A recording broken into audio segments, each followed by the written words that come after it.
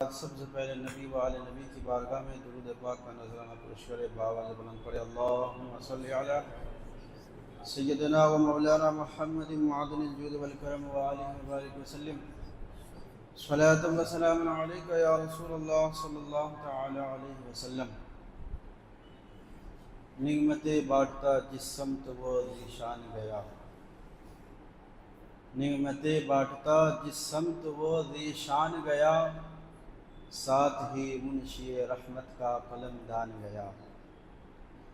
نعمتیں بانٹتا جس سمت وہ ذیشان گیا، ساتھ ہی منشی رحمت کا قلم دان گیا، اور دل ہے وہ دل جو تیری یاد سے معمور رہا، دل ہے وہ دل جو تیری یاد سے معمور رہا، سر ہے وہ سر جو تیرے قدموں پہ قربان گیا، سر ہے وہ سر جو تیرے قدموں پہ قربان گیا، اور انہیں جانا انہیں مانا، نہ رکھا غیر سے کام، انہیں جانا انہیں مانا، نہ رکھا غیر سے کام، للہ الحمد میں دنیا سے مسلمان گیا، للہ الحمد میں دنیا سے مسلمان گیا۔ حضرات محترم،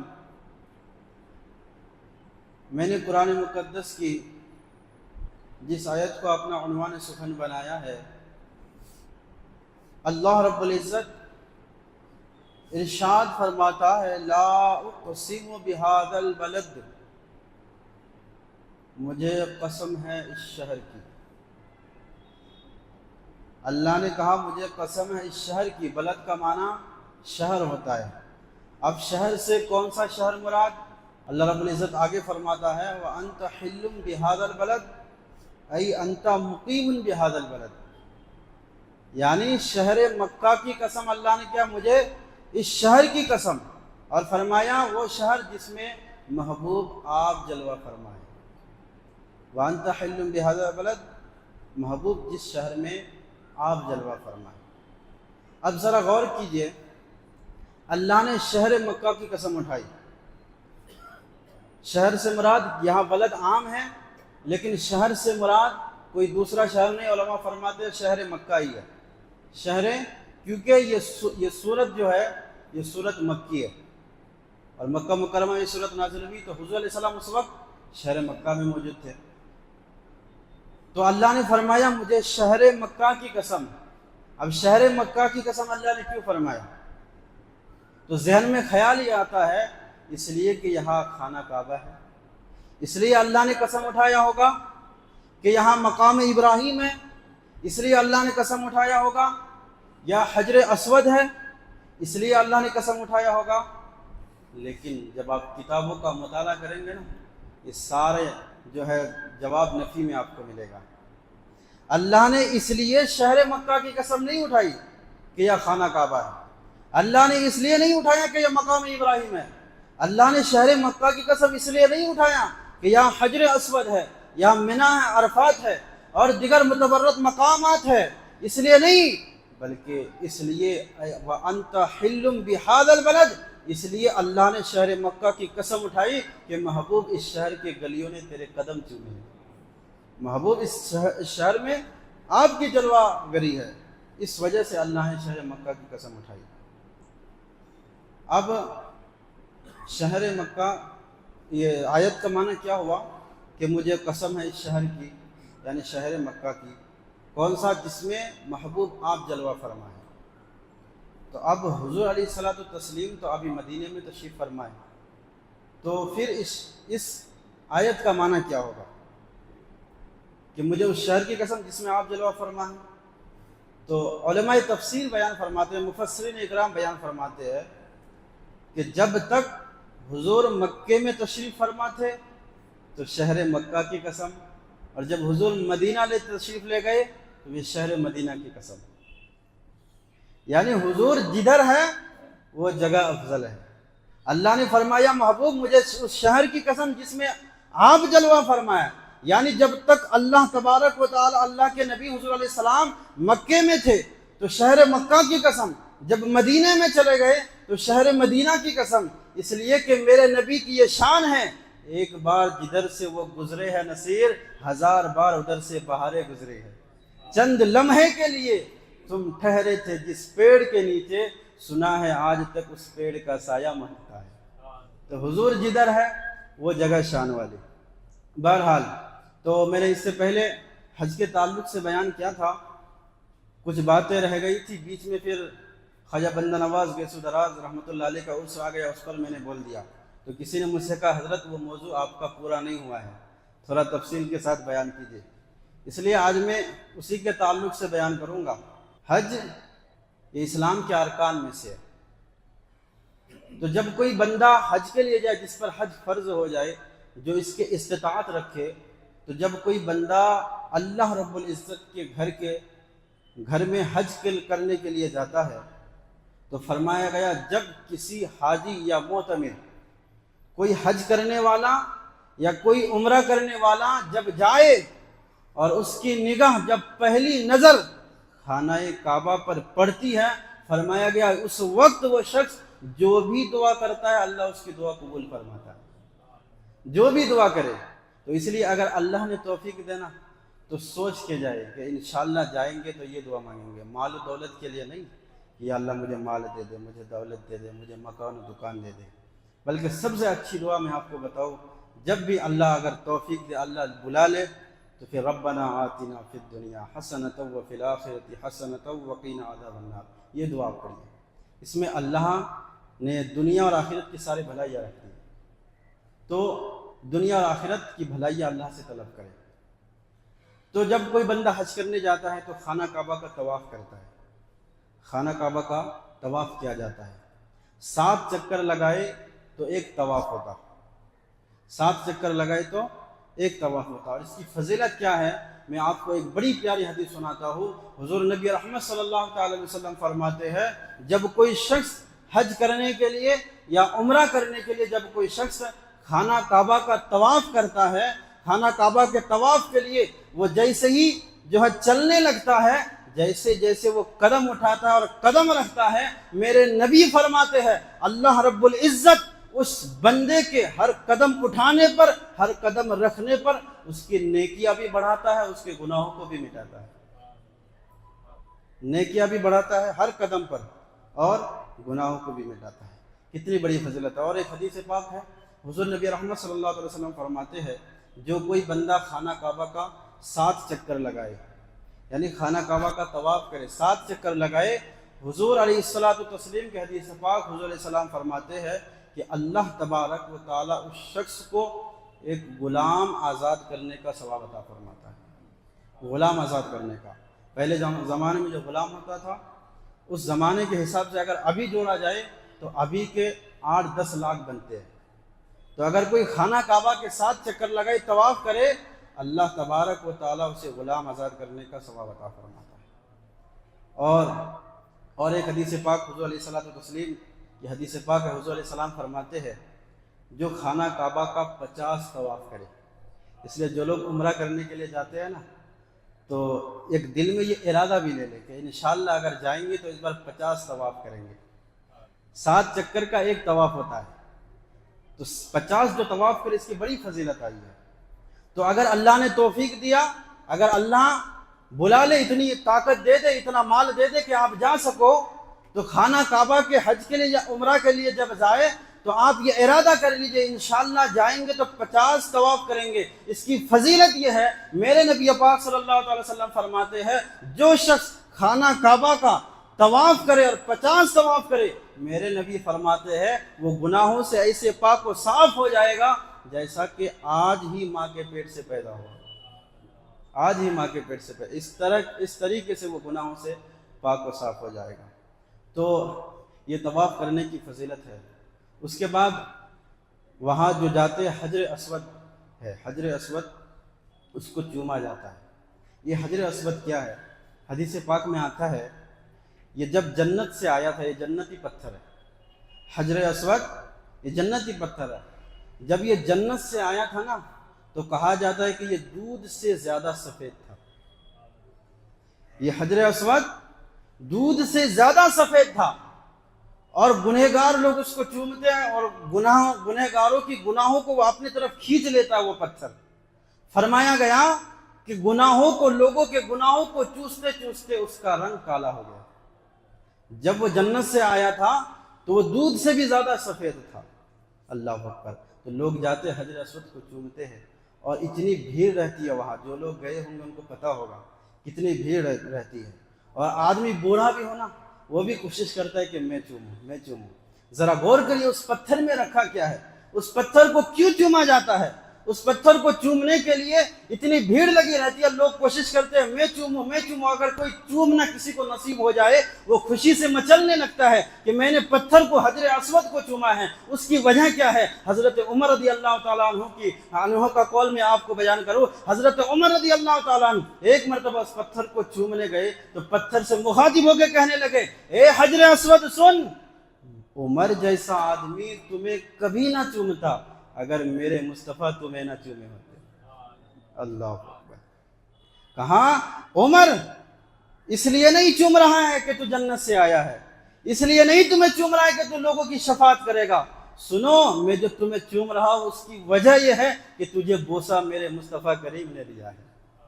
نہ قطرہ دیکھا ہم نے، نہ سمندر کے بارے میں سوچا، جدھر تیری جھلک دیکھی وہی ڈوب گئے ہم، جدھر تیری جھلک دیکھی وہی ڈوب گئے ہم۔ تو حضرت عمر رضی اللہ تعالیٰ عنہ نے کہا میں تمہیں کبھی نہ چومتا اگر میرے مصطفیٰ نہ چومتے۔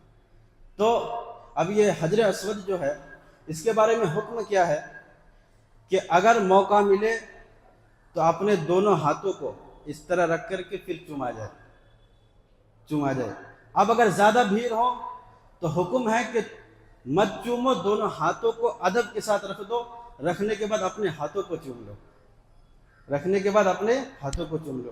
کہا اگر یہ بھی نہ ہو تو کہا ہاتھ میں چھڑی لو، چھڑی لگاؤ، جس جگہ چھڑی لگے اس جگہ چھڑی کو چوم لو، اللہ چومنے کا ثواب عطا فرمائے گا۔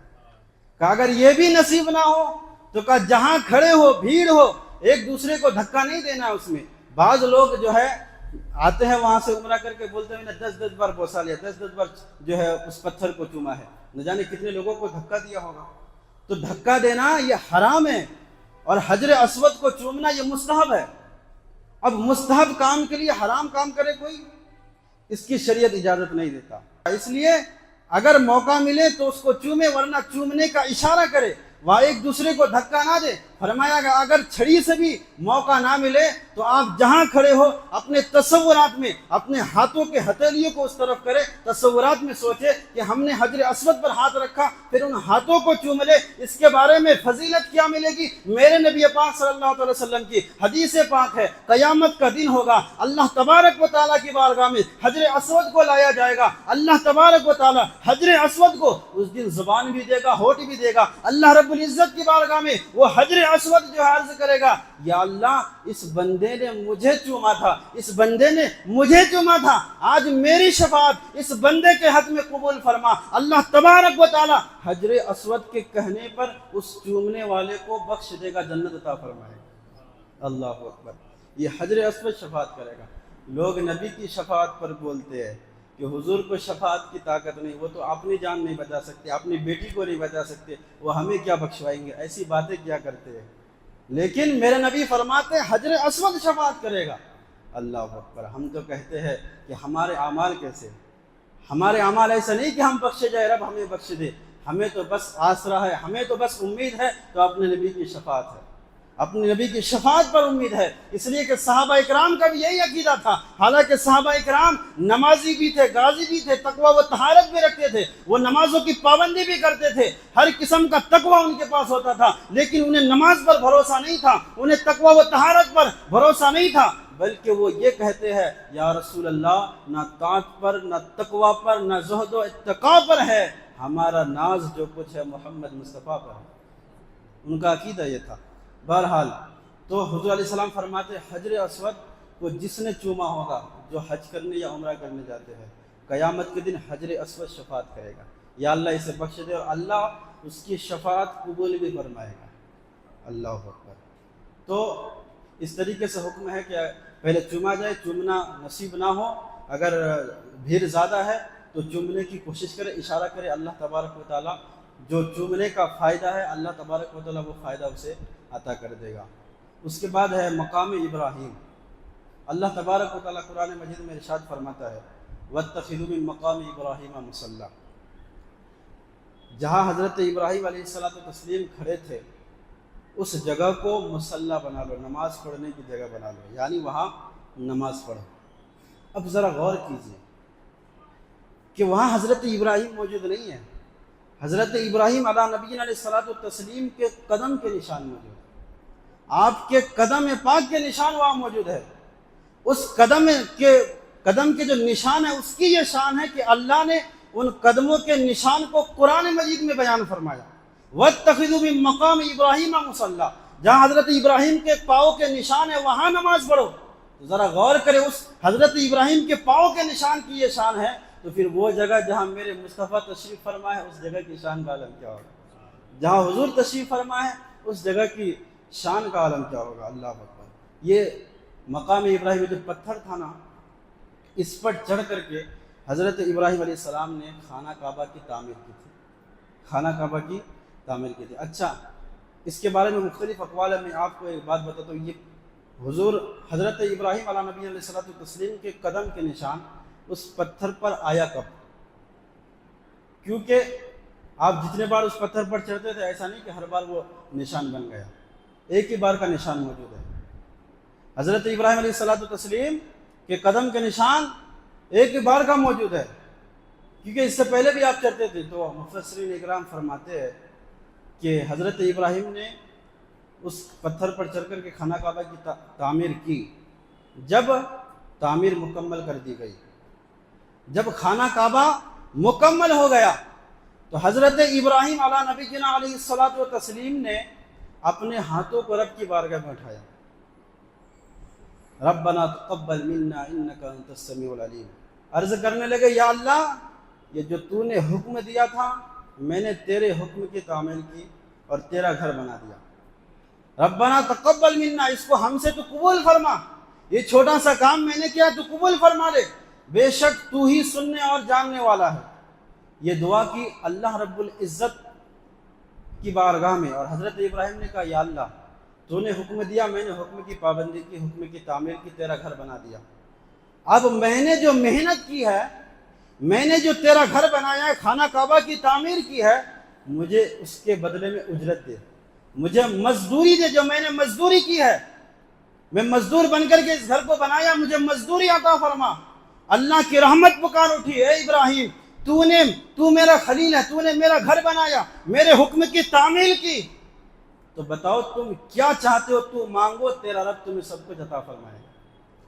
حضرت ابراہیم سے اللہ نے فرمایا تو جو کچھ مانگے گا تیرا رب تمہیں سب کچھ عطا فرمائے گا۔ تو حضرت ابراہیم نے کیا مانگا معلوم ہے؟ حضرت ابراہیم کے پاس سب کچھ موجود تھا، اس وقت سب کچھ ہے آپ کے پاس، جو ہے اونٹ، گائے، بیل، بکری، سب کچھ۔ ایک بیٹا نہیں تھا، اللہ نے بیٹا بھی عطا فرما دیا حضرت ابراہیم کی شکل میں۔ اب بیٹا بھی موجود ہے، مال و دولت سب کچھ ہے، بکری، گائے، بیل، اونٹ سب کچھ ہے۔ اب حضرت ابراہیم علیہ نبینا علیہ الصلوۃ والتسلیم سے رب نے فرمایا میرے خلیل جو کچھ تو مانگے گا تیرا رب وہ سب کچھ تمہیں عطا فرمائے گا۔ میرے نبی کے وہ جد امجد حضرت ابراہیم خلیل اللہ اپنے ہاتھوں کو اٹھائے اور دعا کرنے لگے، یا اللہ وہ نبی جس کے صدقے میں تو نے زمین کو بنایا، یا اللہ وہ نبی جس کے صدقے میں تو نے آسمان کو بنایا، وہ نبی جس کے صدقے میں تو نے کائنات کو وجود عطا کیا، اس کائنات کو سجایا ہے، یا اللہ اس نبی کو تو ایک دن بھیجے گا، ابھی تک بھیجا نہیں، ایک دن بھیجے گا، یقیناً اس کی کوئی ماں بھی ہوگی، اس کا کوئی باپ بھی ہوگا، اس کا کوئی دادا بھی ہوگا، یا اللہ تو مجھے کہتا ہے کہ تو مانگ جو مانگتا ہے، تو میں تجھ سے یہی دعا مانگتا ہوں، وہ تیرا حبیب جو آئے گا، وہ محمد مصطفیٰ جو آئیں گے، اس کو میری نسل میں پیدا فرما، مجھے اس کا دادا بنا دے، مجھے اس کا دادا بنا دے۔ حضرت ابراہیم نے کہا یا اللہ اس محمد عربی کو میری نسل میں پیدا فرما۔ مفسرین اکرام فرماتے ہیں جیسے ہی حضرت ابراہیم نے محمد حضور علیہ السلام کا نام لیا، وہ پتھر محبت میں پگھل کر کے موم کی طرح ہو گیا، وہ موم کی طرف جو ہے نرم ہو گیا، اور آپ کے قدم کے نشان اس پتھر پر آ گئے، اور آج بھی وہ قدم کے نشان موجود ہے۔ تو حضرت ابراہیم علیہ نبی علیہ الصلوۃ والتسلیم نے یہ دعا کی تھی، یا اللہ اس محمد عربی کو میری نسل میں پیدا فرما، اس کو مجھے اس کا دادا بنا دے، یہ میرے نبی کے نام کی شان ہے، کہ اگر پتھر پر چڑھ کے میرے نبی کا نام لے لیا جائے وہ پتھر بھی نرم ہو جاتا ہے، اس میں حضرت ابراہیم کے قدم کے نشان آ جاتا ہے۔ اسی لیے کسی نے کہا نگر اجڑے بساتا ہے، محمد نام ایسا ہے اجڑے بساتا ہے، محمد نام ایسا ہے دلوں کے غم مٹاتا ہے، محمد نام ایسا ہے اور مدد حاصل ہے مجھے آج بھی شاہ مدینہ کی، میری بگڑی بناتا ہے محمد نام ایسا ہے، میری بگڑی بناتا ہے محمد نام ایسا ہے۔ تو حضرت ابراہیم نے حضور کا نام لیا تو وہ پتھر جو ہے نرم ہو گیا تھا، پھر آپ کے قدم کے نشان اس پتھر میں آ گئے۔ تو آج جو کوئی بھی حج کرنے کے لیے یا عمرہ کرنے کے لیے جاتے ہیں وہاں ضرور 2 رکعت نماز پڑھتے ہیں، ضرور وہاں نماز پڑھتے ہیں، اور یہ ارکان ہیں، حج کے ارکان میں سے جب تک وہاں نماز نہیں پڑھیں گے تب تک سارے ارکان پورے نہیں ہوتے۔ اللہ اکبر۔ تو یہ مقام ابراہیم جب حج کے لیے لوگ جاتے ہیں وہاں پر نماز پڑھی جاتی ہے۔ اس کے بعد حتیم کعبہ، حتیم کعبہ، کعبہ کے سائڈ میں ایک جگہ ہے، فرمایا گا یہ بھی پہلے کعبہ کا حصہ تھا، جب کعبہ کو نئی طور سے تعمیر کی گئی تو اس حصے کو باہر کر دیا گیا، اور ہم تو کہتے ہیں کہ میرے نبی نے اپنے غریب امتوں پر کرم کیا، اپنے غریب امتوں پر کرم کیا، کیوں؟ کیونکہ ہر ایک حاجی، ہر ایک معتمر کی خواہش یہ ہوتی ہے، ہر ایک حج کرنے والے کی خواہش ہوتی ہے کہ کاش 2 رکعت خانہ کعبہ کے اندر پڑھنے کو مل جاتا۔ ہر ایک کی خواہش ہوتی ہے کہ کاش خانہ کعبہ کا دروازہ کھولا جائے، ہم جائے اور وہاں جا کر کے کچھ نماز پڑھے، کچھ عبادت کر لے، ہر ایک کی خواہش ہے۔ اور میرے نبی نے اپنے غریب امتوں پر کرم اس طرح کیا کہ حتیم جو ہے یہ بھی خانہ کعبہ کا حصہ تھا، اس کو باہر کیا گیا، اب کوئی بھی شخص اس میں جا کر کے نماز پڑھے اللہ تبارک و تعالیٰ خانہ کعبہ کے اندر نماز پڑھنے کا ثواب عطا فرماتا ہے۔ کسی نے اگر حتیم میں عبادت کی نماز پڑھی تو گویا کے دروازہ کے اندر، خانہ کعبہ کے اندر کسی نے نماز پڑھی تو اسی کے مساوی ہے۔ تو یہ حتیم کعبہ، اس کو جو ہے یہاں پر غالباً حضرت حاجرہ رضی اللہ تعالیٰ عنہ ان کا مزار بھی اسی میں ہے، اور حضرت اسماعیل علیہ السلام کا بھی مزار اسی کے اندر ہے۔ بہرحال یہ حتیم کعبہ وہی موجود ہے۔ اس کے بعد مقام ملتزم، ایک مقام ہے جو حجر اسود جہاں ہے نا، حجر اسود اور خانہ کعبہ کا جو دروازہ ہے اس کے بیچ میں تھوڑی سی جگہ ہے، غالباً 2-2.5 فٹ کی وہ جگہ ہوگی، اس کو بولتے ہیں مقام ملتزم۔ اور اس مقام ملتزم کے بارے میں آپ کو بتاؤں کہ جب آپ اپنے بچوں کو لے کر کے کہیں دکان کے سامنے سے گزر رہے ہو اور کھلونا کا دکان ہو تو آپ کا بچہ کہے کہ ابو مجھے یہ سامان لینا ہے، تو باپ کہے کہ نہیں رہنے دو، یہ سامان مت لو۔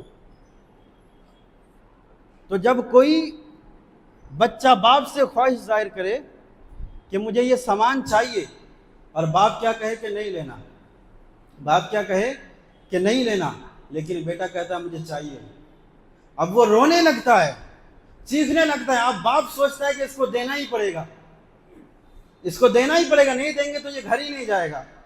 تو یہی مثال میں مقام ملتزم کے تعلق سے دیتا ہوں کہ رب تو ان چیزوں سے پاک ہے، لیکن جب کوئی مقام ملتزم میں لپٹ کے روتا ہے گویا کہ اس نے رب کے دامن کو پکڑا اور رب سے بخشش طلب کی، یا اللہ جب تک تو مجھے بخشے گا نہیں تب تک جاؤں گا نہیں۔ جب اب باپ کے سامنے بیٹا رو کر کے کوئی سامان مانگے، بخیل باپ بھی ہوگا تو بیٹے کو کچھ دیتا ہے، میرا رب تو سخی ہے، جب میرے رب سے کوئی مغفرت مانگتا ہے اللہ اسے اس کی مغفرت فرما دیتا ہے۔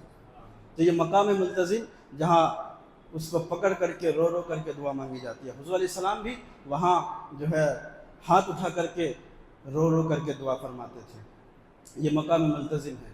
اس کے بعد یہ مقام ملتزم، اس کے بعد جو ہے خانہ کعبہ کا طواف کرنے کے بعد زمزم وہاں پیا جاتا ہے، زمزم پیتے ہیں۔